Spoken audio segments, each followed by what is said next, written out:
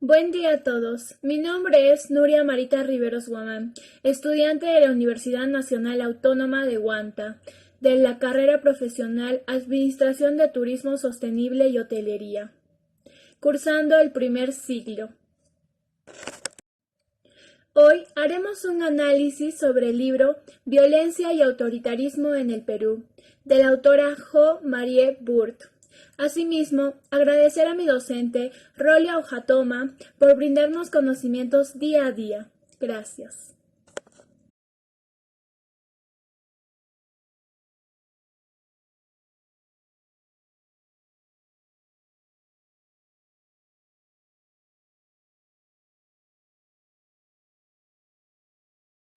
Jo Marie Burt es investigadora, escritora y activista de derechos humanos. Actualmente es profesora de Ciencias Políticas en George Mason University y asesora principal de la oficina en Washington sobre asuntos latinoamericanos. WOLA. La doctora Burt ha desarrollado una práctica de investigación que combina el estudio de los procesos judiciales en casos graves de violaciones a los derechos humanos con el monitoreo de los mismos en tiempo real y trabaja en colaboración con organizaciones en la región sobre derechos humanos y justicia transicional. Actualmente escribe sobre juicios por derechos humanos en Guatemala para la International Justice Motivor.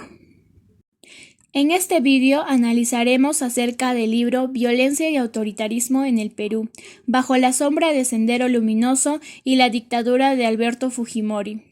Este libro analiza el surgimiento y la expansión de la violencia política en el Perú durante los años 1980 y 1990.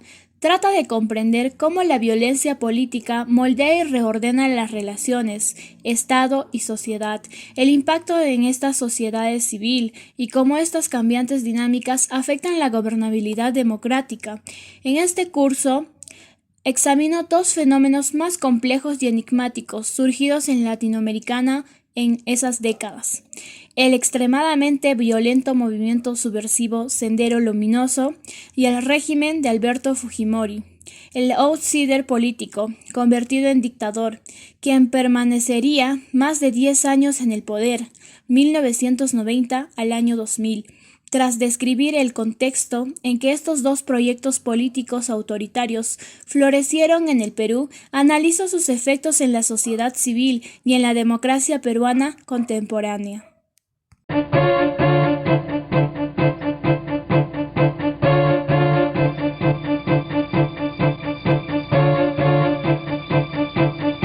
El Comando Conjunto de las Fuerzas Armadas, al mando del general Juan Velasco Alvarado, dio un golpe de Estado el 3 de octubre de 1968, deportando al presidente Belaúnde a Buenos Aires. La Fuerza Armada ha depuesto... Los militares utilizaron una prédica nacionalista y elaboraron una política de corte corporativista y de tinte socialista humanista. El plan de Velasco definía la idea de defensa nacional como motor del desarrollo. Los militares implementaron un proyecto de participación social e intentaron solucionar los más dramáticos problemas nacionales, como el asunto del petróleo, pero desconociendo el orden democrático. Al hombre de la tierra. Ahora, el 24 de junio de 1969 se implementa la reforma agraria, transformando radicalmente el sistema de propiedad de la tierra, y sin mayor éxito se crean centrales sindicales para organizar un soporte con los sectores más deprimidos. Velasco fue defenestrado el 29 de agosto de 1975 por el general Morales Bermúdez. El proceso concluyó con el retorno a la democracia en 1980.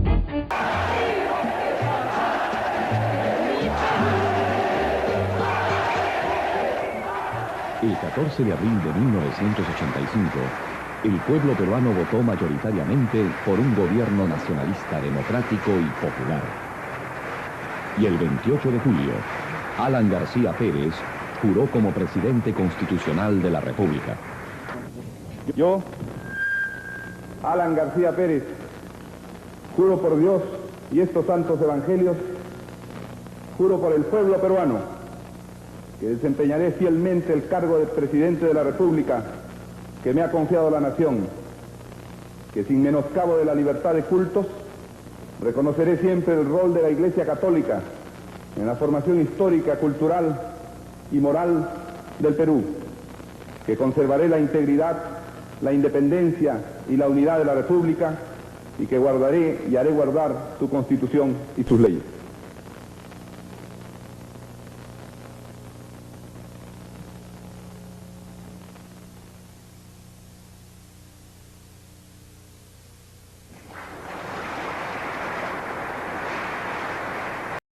El presidente Fujimori prestó juramento como el presidente número 107, elegido por el 56.58% de los votos emitidos, el mayor porcentaje recibido por presidente alguno en los 169 años de vida republicana en el Perú. Que me ha confiado la nación. Asistieron representantes de países de todos los continentes. Cientos de periodistas del Perú y de todo el mundo siguieron paso a paso lo que se consideró el fenómeno político más importante de los últimos años.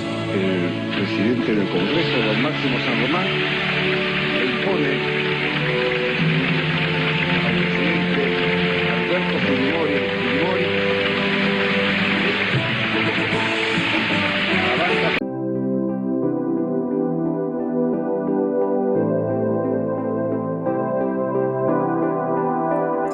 Observamos el transcurso del gobierno desde la década de los 60 con un golpe de jerarquía por parte de Velasco, mediante reformas en búsqueda de promover la industrialización, fortalecer la identidad nacional y erradicar la discriminación hacia clases consideradas menores. Sin embargo, enmarcadas en una dictadura mala, con una gestión económica y una baja productividad y una reforma agraria indestructiva y la caída de ingresos, tras ellos, Belaúnde ocasionará y generará malestar popular tras la aplicación de políticas de austeridad, convirtiendo a estos en nuevos actores sociales, y posteriormente Belaúnde retomará el poder con una política neoliberal, transduciendo el rol del Estado y estimulando la propiedad privada, y a los colapsos de los años.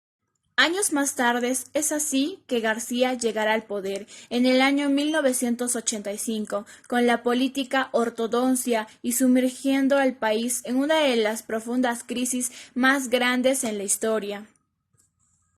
Desprestigiado sin los partidos políticos tradicionales, Alberto Fujimori llega a la presidencia aplicando medidas de austeridad, duplicando los problemas y la pobreza en el Perú, con medidas de reversión, terrorismo, violación de los derechos humanos, a costos de personas inocentes, la hiperinflación, el desempleo, la pobreza y grupos subversivos que hacían de las suyas, la militarización, la privatización y ataques de terror contra terror. Y falsas promesas son acciones que nunca deben volver a repetirse. Para la conciencia nacional debe erradicarse por completo en la historia peruana.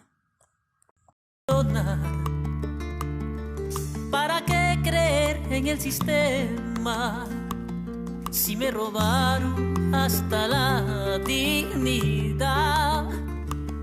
Suficiente con vivir de favores reciclados, de unos mierdas que jamás permitirán levantarnos. No aceptaré, yo lucharé para demostrar que puedo cambiar el futuro de mis hijos. No arriesgaré, yo lucharé y que nunca más que a mi bandera estos la manchen de mierda, con gobernantes sinvergüenzas, con inmorales congresistas que venden su alma por un par de monedas y en nombre de Dios juran por la plata.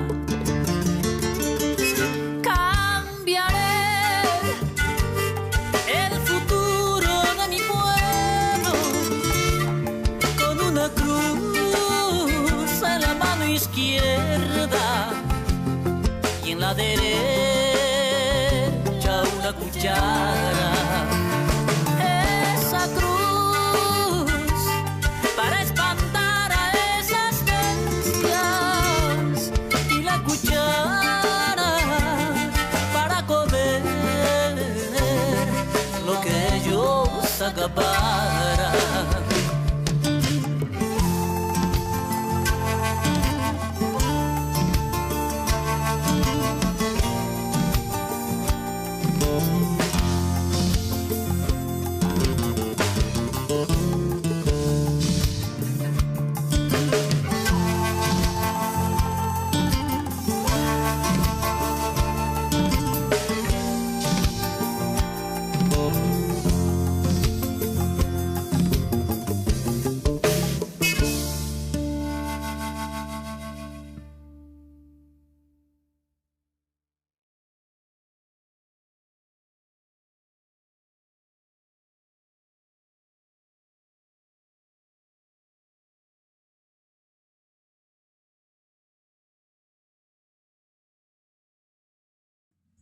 La pobreza y la necesidad, la búsqueda de mejores oportunidades y condiciones de vida, sumadas al miedo que sentía la población del interior del país, debido al terror que se vivía esos años, trajo como consecuencia las oleadas migratorias, que dieron pase a la formación de barreras limeñas, como iguales necesidades y carencias. Estas fueron consideradas zonas estratégicas para darle historia final a las acciones terroristas desarrolladas por el grupo Sendero Luminoso. Desde los años 80, con un Estado indiferente y una sociedad con necesidad, en donde organizaciones y programas sociales, muchas veces impulsadas por la misma población, respondían a la necesidad social, nacientes y purgantes distritos como Villa El Salvador, con una base autogestionaria y fuertes que le hizo frente al terrorismo en contexto de dejadez y abandono estatal, y que obtuvo como saldo consecuente de la muerte de muchos dirigentes y de su misma población el terrorismo, miedo, crimen, pero sobre todo la indiferencia hacia una sociedad es necesidad y discriminación no debe ser olvidado ni dejado de lado por la única intención de que no vuelva a ocurrir.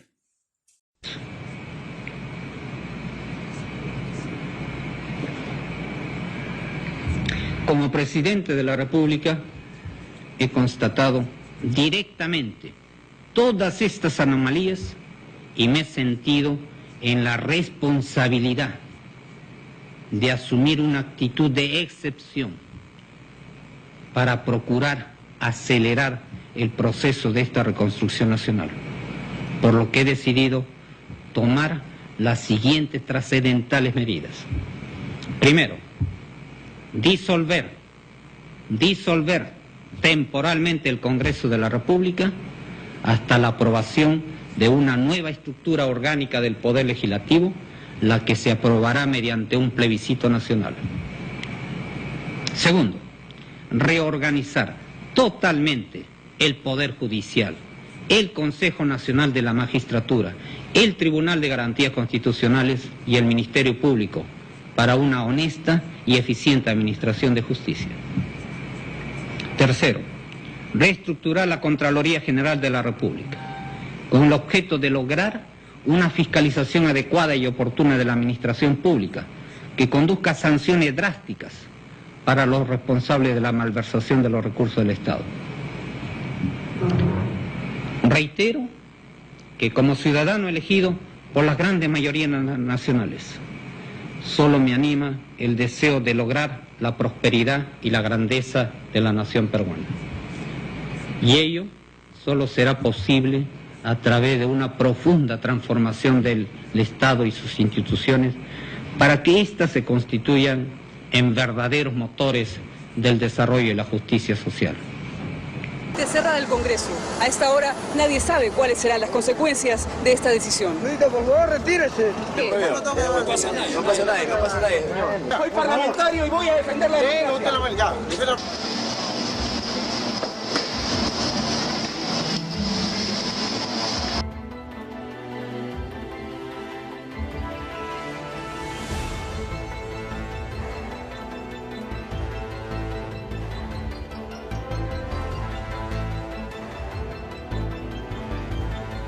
han dispuesto que cerremos la estación de radio Antena 1.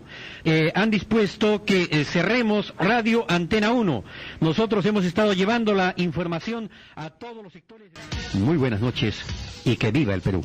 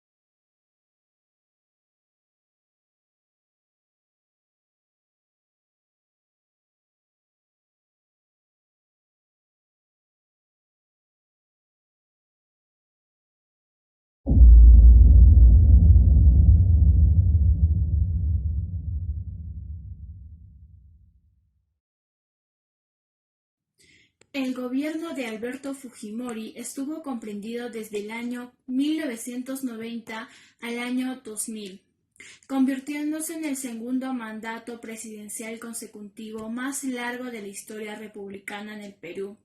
Su gobierno estuvo caracterizado por la disolución del Congreso institucionalmente y la reconstrucción del Poder Judicial. A su beneficio, adoptó un gobierno de emergencia y reconstrucción nacional en 1992 hasta 1993, donde se logró la captura del líder senderista Abimael Guzmán. También se dio la un cambio en la Constitución de 1979 a 1993 para su reelección. También tuvo una complicidad con su asesor, Vladimiro Montesino, y comenzó a surgir el descontento social por el mal manejo de la economía peruana. Acosado por los escándalos, Fujimori huye en dirección a Japón, donde se escondió y presentó su renuncia presidencial vía fax. Acusado por múltiples desapariciones, asesinatos, violaciones a los derechos humanos, faltó el derecho a la vida, la integridad personal y privó la libertad de pensamientos y de expresión.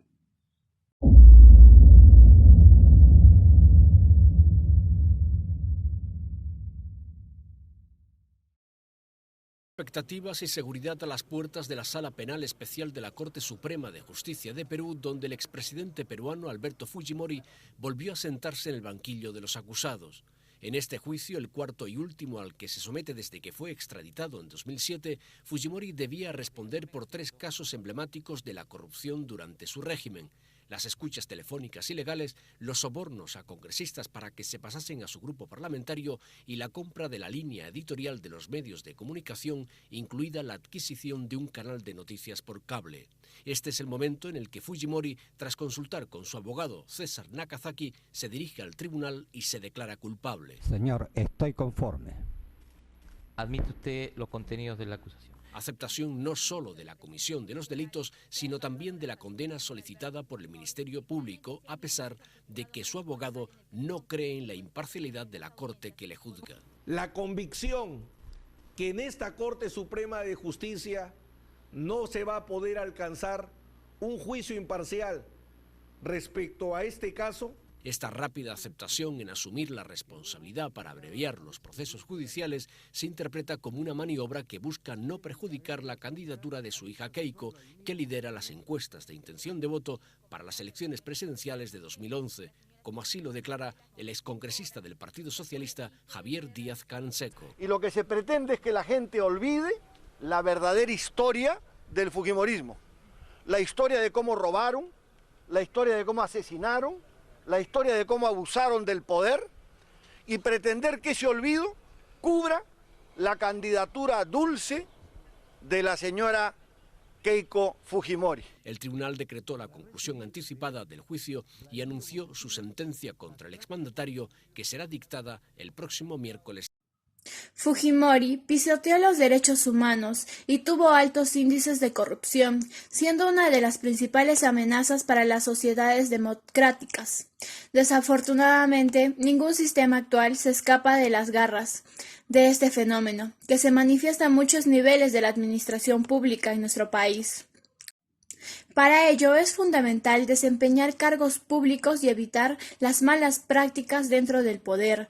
Nos falta una cultura basada en transparencia y rendición de cuenta en los cargos públicos para promover actividades como talleres informativos en ética, con el fin de capacitar a los líderes para mejorar la calidad de nuestra política peruana.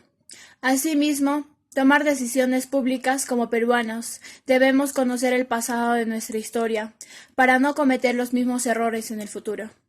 Muchas gracias.